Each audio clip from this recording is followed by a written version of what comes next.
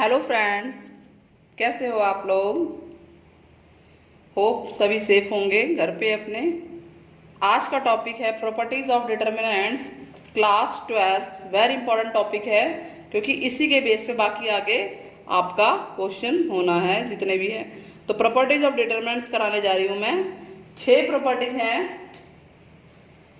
एक एक करके सारा हम लोग क्लियरली समझते हैं।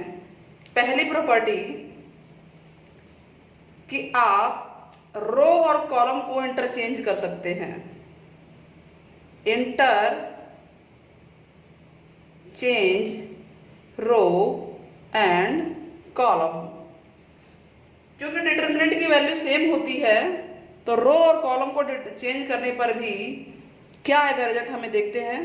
तो मान लीजिए आपके पास डिटर्मिनेंट है A1, A2, A3, B1, B2, B3, C1, C2, C3।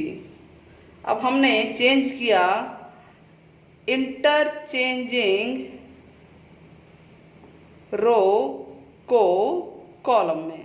तो पहले रो को कॉलम चेंज कर रहे हैं, ठीक है, पहले रो को कॉलम बना रहे हैं। तो फर्स्ट रो उसको फर्स्ट कॉलम बनाया जा रहा है। तो चलिए बनाते हैं। ये आपका फर्स्ट रो है तो ये फर्स्ट कॉलम बन गया A1, A2, A3। ठीक वैसे ये दूसरा रो, जब हम दूसरा रो बनाएंगे तो दूसरा कॉलम बनेगा, यहाँ 2 हो जाएगा। तो ऐसे तीसरा वाला तीसरा। तो इस तरह से हमारा रो 1 रो 2 आप सीधे लिख सकते हैं रो I और रो J इंटरचेंज कर रहे हैं। तो ये हो जाएगा B1, B2, B3, C1, C2, C3। ठीक, तो क्या इनको इंटरचेंज करने पे वैल्यू सेम आती है? तो इसको इंटरचेंज करने पे मतलब इसको जो अगर हम सॉल्व करेंगे, डिटर्मिनेंट को एक्सपेंड करके सॉल्व करेंगे, मान लीजिए इसका नाम डेल्टा है, इसका नाम है डेल्टा 1। तो इसको जब सॉल्व करेंगे तो जो वैल्यू आएगी, इसको सॉल्व करने पे क्या वही वैल्यू आएगी? यस, वही वैल्यू आएगी। यानी डेल्टा इक्वल टू डेल्टा 1 हो जाएगा आपका। तो इससे ये शो होता है, आप इसका कोई भी नाम दे सकते हैं। इससे ये भी शो हो रहा है कि आप ये अगर मैट्रिक्स वाले में जाएंगे तो ये इसका ट्रांसपोज है। तो यानी डिटर्मिनेंट जो किसी भी मैट्रिक्स का डिटर्मिनेंट, मान लीजिए इसका डिटर्मिनेंट इसका ट्रांसपोज है। अगर मैं इसका नाम ए मैट्रिक्स दे देती तो ये क्या होगा? ए ट्रांसपोज होगा। तो determinant of a equal to हो जाएगा डिटर्मिनेंट ऑफ ए ट्रांसपोज। तो फर्स्ट वाला रूल ये है कि हम इंटरचेंज कर सकते हैं रो को कॉलम में, तो उससे कोई फर्क नहीं पड़ेगा, एक्सपेंड करने पे आंसर हमारा सेम आएगा। Second property, second property important है। प्रॉपर्टी सेकंड कि अगर 2 रो या 2 कॉलम है, कोई भी 2 रो या 2 कॉलम है, हम यहाँ लिख लेते हैं कि मान लीजिए ये मैट्रिक्स वही है A1, A2, A3, B1, B2, B3, C1, C2, C3। कोई 2 रो को हम चेंज कर दे रहे हैं,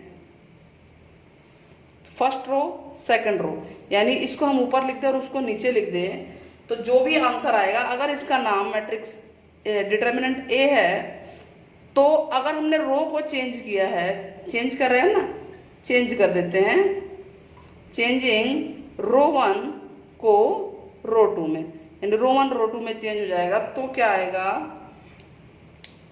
नया मैट्रिक डिटर्मिनेंट बनेगा, बी नाम दे देते हैं उसका। तो ये रो 1 है और ये रो 2 है, तो रो 2 को हम रो 1 लिखेंगे, B1, B2, B3, A1, A2, A3 और रो 3 एज इट इज रहेगा। तो हम सॉल्व करके देखेंगे, जब इसको एक्सपेंड करके सॉल्व करेंगे और इसको एक्सपेंड करके सॉल्व करेंगे तो हमारे पास नतीजा ये आएगा कि a equal to minus b होगा या b equal to minus a आएगा। तो इससे ये पता लगता है कि कोई भी रो को अगर आप चेंज कर रहे हो या कॉलम, 2 कॉलम को चेंज कर रहे हो तो नेगेटिव वैल्यू ज़रूर आएगी, यानी आपको नेगेटिव ज़रूर लिखना है। ये क्लियर हुआ?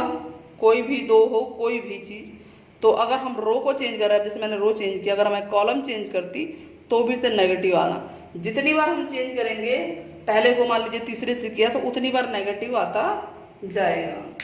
तो सेकंड प्रॉपर्टी ये थी।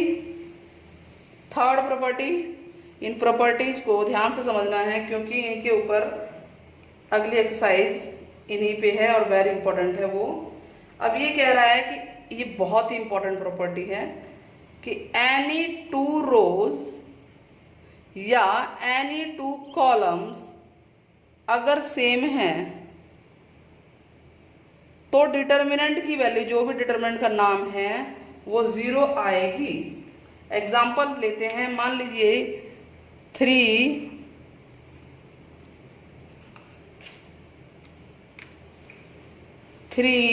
2 3 है, 2 2 2 3 3 3, ये हमारे पास डिटर्मिनेंट है। तो हम ये देख रहे हैं कि कॉलम 2 और कॉलम, हम क्या नोट कर रहे हैं कि column 2 and column 3 are same, और अगर ये सेम है तो इसका आंसर 0 आएगा, यानी इसका जो भी नाम होगा वो हमारा 0 आएगा। क्या हम करके देखें इसे? चलिए ट्राई करते हैं। क्या 0 आ रहा है? तो 3 कैसे, पिछले वीडियो में मैंने बताया था कि एक्सपेंड कैसे करते हैं। फर्स्ट ले लीजिए, फर्स्ट रो के सारे एलिमेंट ले लेते हैं, वैसे फर्स्ट कॉलम के भी ले सकते हैं।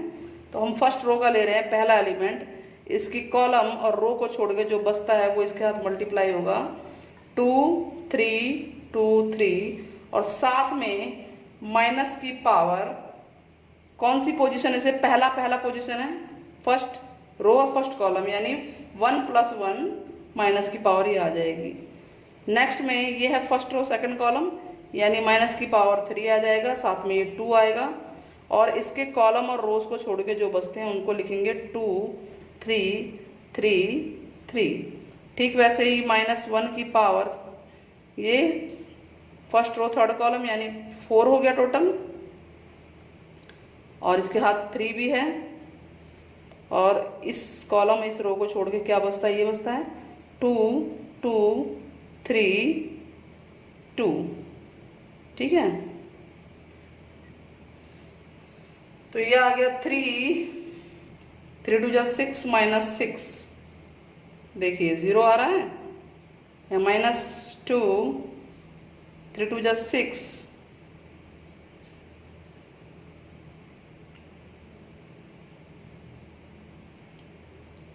-9 +3 है यहाँ पे, 2 2 = 4 -6, तो ये तो 0 हो गया।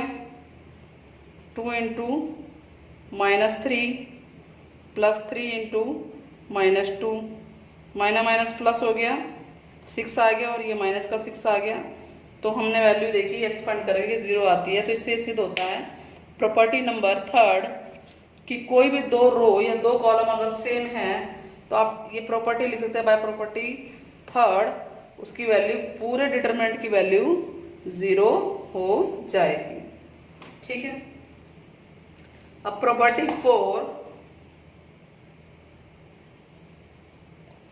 4 कि कोई भी अगर डिटरमिनेंट है आपके पास, आप उसमें से या तो कॉमन निकाल सकते हैं या किसी भी एलिमेंट को आप उसमें मल्टीप्लाई कर सकते हैं। जैसे आपके पास डिटरमिनेंट है A1 B1 C1, A2 A3 B2 B3 C2 C3।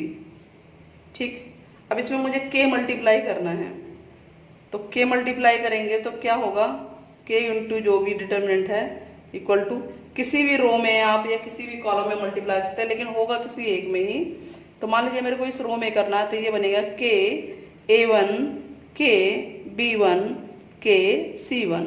अगर मुझे इसे कॉलम में करना होता तो यहाँ पे K1 K2 K3 होता, बाकी सारे एज इट इज रहेंगे। तो ये एक तरीका है मल्टीप्लाई करने का, जरूरत पड़ेगी इसकी, और हो सकता है कि आपको कॉमन भी निकालना पड़े, तो इसको कॉमन में निकालते हैं। जैसे इसमें देखिए कॉमन निकल रहा है के, तो हम के बाहर भी निकाल सकते हैं। तो इस प्रॉपर्टी का यूज ऐसे हो सकता है। तो एग्जांपल लेके चलते हैं कि मान लीजिए 1 2 0 है, ये तो चल ही नहीं रहा है। 1 2 0 18 36 1 3 4 17 3 6। हम देखते हैं कौन कौन सी प्रॉपर्टी लगती है इसमें। सबसे पहले हम देख रहे हैं कि प्रॉपर्टी 4 ही लग रही है, कॉमन निकल रहा है इसमें से। तो क्या कॉमन निकल रहा है? 6 तीनों में निकल रहा है। तो बाय प्रॉपर्टी 4 या आप लिख सकते हो, अगर प्रॉपर्टी का नाम याद ना हो कौन से नंबर पे है पूरा लिख दीजिए।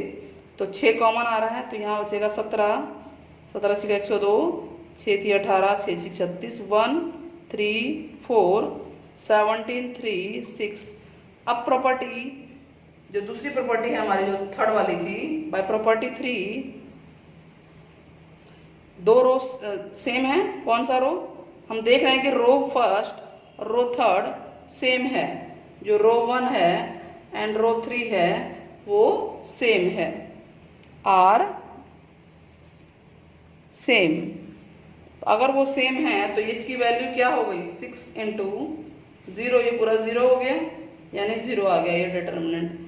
कोई भी दो रो या दो कॉलम अगर सेम होते हैं तो वैल्यू 0 हो जाती है। ये हो गया प्रॉपर्टी 4। प्रॉपर्टी 4 समझ में आ गई, क्लियर हो गया। प्रॉपर्टी 5 और प्रॉपर्टी 6 बहुत ही इंपॉर्टेंट है ये, कि मोस्टली क्वेश्चन इनसे रिलेटेड ही है। कि मान लीजिए कोई डिटरमिनेंट आपको इस रूप में दे रखा है, रो में प्लस है या कॉलम में भी हो सकता है ये, A2 X2 A3 X3, और ये है आपका B1 B2 B3 C1 C2 C3। तो हम इसको स्प्लिट कर सकते हैं, यानी तोड़ सकते हैं। यहाँ पर ये प्लस है तो आप ये दो डिटरमिनेंट के योग के रूप में दिखाया जा सकता है। इसको लिखा जा सकता है कि A1 A2 A3 B1 B2 B3 C1 C2 C3 plus जो दूसरा है इसका एलिमेंट क्या है? X1 X2 X3। ये फर्स्ट रो में स्प्लिट हो रहा है, पहला रो स्प्लिट हो रहा है, बाकी सारे एज इट इज हैं। B1 B2 B3 C1 C2 C3। इसका बहुत इंपॉर्टेंट यूज है, क्योंकि ये प्लस हो सकता है एक जैसा उसे प्लस करना, यानी इन दोनों को मर्ज करना हो तो वो आ जाएगा, और उसको अगर तोड़ना है तो उस तरह से हम लिख सकते हैं अकॉर्डिंग टू सिचुएशन, ऐसा हो सकता है। चलिए इस पे एग्जांपल लेते हैं। एग्जांपल है A B C A plus 2x B plus 2y C plus 2z x y z, और हमें इसे प्रूफ करना है 0। करते हैं इसको। तो यहाँ पे स्प्लिट हो रहा है कौन सी प्रॉपर्टी के द्वारा? बाय प्रॉपर्टी 5 के द्वारा। ये सेकंड रो टूट रहा है, और उसको हम कैसे लिख सकते हैं? A B C, फर्स्ट वाले इसके सारे लिखेंगे पहले, A B C x y z plus फिर से A B C, अब सेकंड वाले लिखेंगे 2x 2y 2z, ये हमें 0 लेकर आना है, ठीक है, ये प्रूफ करना है हमें, x y z। तो इसमें तो दो रो सेम है और यहाँ से भी 2 कॉमन आ रहा है, तो इसकी वैल्यू तो हो गई 0। और यहाँ से अगर 2 कॉमन आ रहा है, बाहर आ रहा है, देखिए इनमें से 2 बाहर आ रहा है, तो ये बचेगा A plus A B C x y z, दो रोम सेम आ गए तो इसकी वैल्यू भी 0 हो गई। तो 0 प्लस 2 इंटू 0 होल 0 प्रूफ हो गया। इस तरह से हमें डिटर्मिनेंट में प्रॉपर्टी का यूज करते हुए बिल्कुल सॉल्व करना है विदाउट एक्सपेंडिंग। अब प्रॉपर्टी नंबर 5 बहुत ही इंपॉर्टेंट है, ये पे ध्यान देना है। प्रॉपर्टी नंबर 6, प्रॉपर्टी 6, कोई भी डिटरमिनेंट दे रखा है उसमें दूसरे डिटरमिनेंट को ऐड कर सकते हैं, यानी कोई भी डिटरमिनेंट की रो है, 2 रो को ऐड किया जा सकता है या 2 कॉलम को ऐड किया जा सकता है, या जो हमने रो एलिमेंट्री रो ट्रांसफॉर्मेशन किया था उसी की तरह ये होगा कि मान लीजिए आपके पास ये है A1 A2 A3 B1 B2 B3 C1 C2 C3, हम एग्जाम्पल से समझते हैं।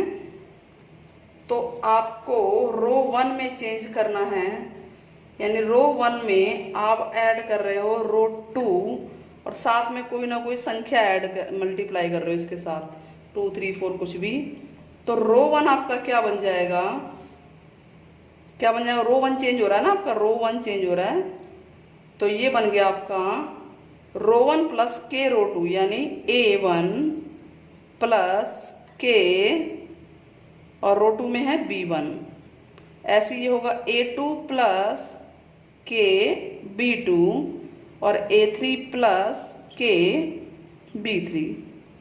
बाकी सारे एज इट इज रहेंगे जिसमें हमने प्रॉपर्टी यूज़ की है और वही चेंज होगा, बाकी इसी तरह से होंगे।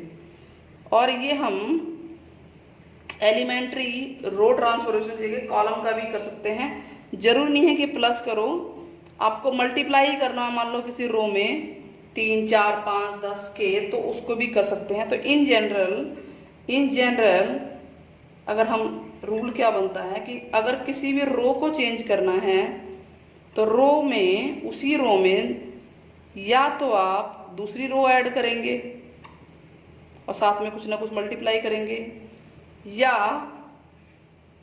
हो सकता है आपको ऐड ना करना हो, सिर्फ मल्टीप्लाई करना है उस रो में, तो आप उसे मल्टीप्लाई कर देंगे कोई ना कोई डिजिट। तो अगर कॉलम में चेंज करना है तो कॉलम में भी सेम ऐसे ही होगा, CI प्लस के CJ, यानी 2 कॉलम ऐड कर रहे हैं और दूसरे कॉलम के साथ कुछ छेड़छाड़ की गई, यानी कुछ मल्टीप्लाई या डिवाइड जो भी हुआ है अपॉन के टाइप में, के मल्टीप्लाई किया है, के कुछ भी नंबर कांस्टेंट होगा या किसी भी फॉर्म में हो सकता है वो। ठीक वैसे CI ये होगा आपका KCI, यानी ये दोनों तो सेम है, बस इसमें कुछ ना कुछ मल्टीप्लाई किया है। तो इस तरह से ये हम प्रॉपर्टी का यूज़ करेंगे एक्सरसाइज 4.2 में। ये सारी की सारी प्रॉपर्टीज बहुत इंपॉर्टेंट है, ये क्लियर हो ही होगी आपको। अगर क्लियर नहीं है तो आप कमेंट बॉक्स में बताइएगा, तो मैं साथ में नेक्स्ट एक्सरसाइज के साथ वो प्रॉपर्टी जो भी क्लियर नहीं है उसको दोबारा एक्सप्लेन कर देंगे। प्लस वीडियो पसंद आई हो तो चैनल को लाइक सब्सक्राइब और शेयर ज़रूर कीजिएगा। जय हिंद।